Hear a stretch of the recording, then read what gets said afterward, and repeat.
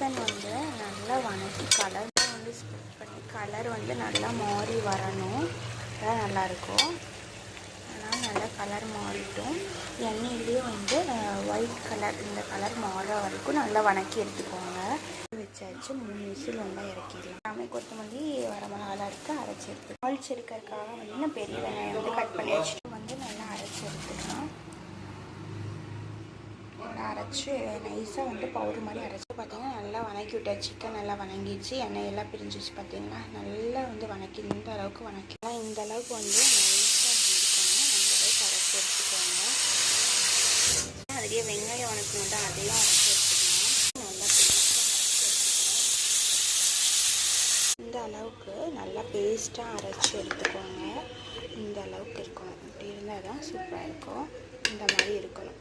அதாவது குழம்புக்கு வந்து நல்ல டேஸ்ட்டு கொடுக்கும். நல்லா வணக்கிட்டு இந்த மாதிரி அரைச்சி எடுத்துக்கோங்க. சூப்பராக இருக்கும். வாங்க நம்ம சிக்கன் குழம்பு செய்யலாம்.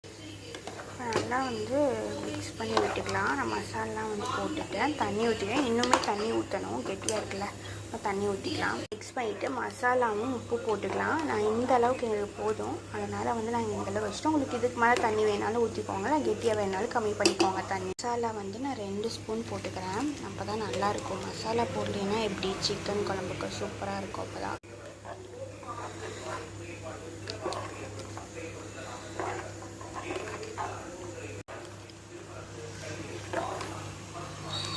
மசாலா போட்டால் தான் சூப்பராக இருக்கும். நான் மசாலா சேர்த்தியே போட்டுக்கிறேன். என் வீட்டில் கொஞ்சம் காரமாக தான் சாப்பிடுவாங்க, அதனால மசாலா வந்து கொஞ்சம் அதிகமாக போட்டுட்டேன்.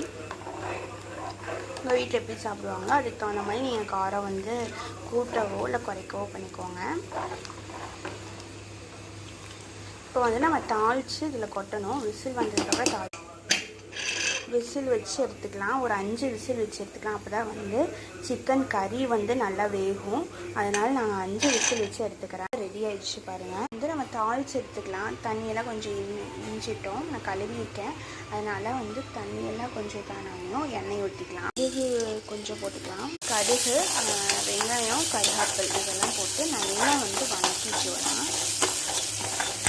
தக்காளி வந்து நல்லா வேகட்டும். அதுக்கப்புறம் நம்ம தேங்காயெல்லாம் போட்டு மிக்ஸ் பண்ணி தாளிச்சு கொட்டிக்கலாம். சூப்பரான சிக்கன் குழம்பு வந்து சூப்பராக ரெடி ஆயிடுச்சு. ஜூஸியாக இருக்குது பாருங்கள்.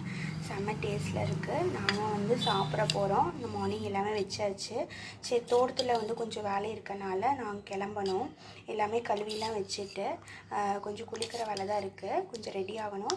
ரெடி ஆகிட்டு கிளம்பணும். ஓகே, தேங்க்ஸ் ஃபார் வாட்சிங். இந்த வீடியோ பிடிச்சதுன்னா கண்டிப்பாக கமெண்ட் செக்ஷனில் சொல்லுங்கள். நீங்களும் நான்வெஜ் எடுத்து சாப்பிடுங்க சண்டே.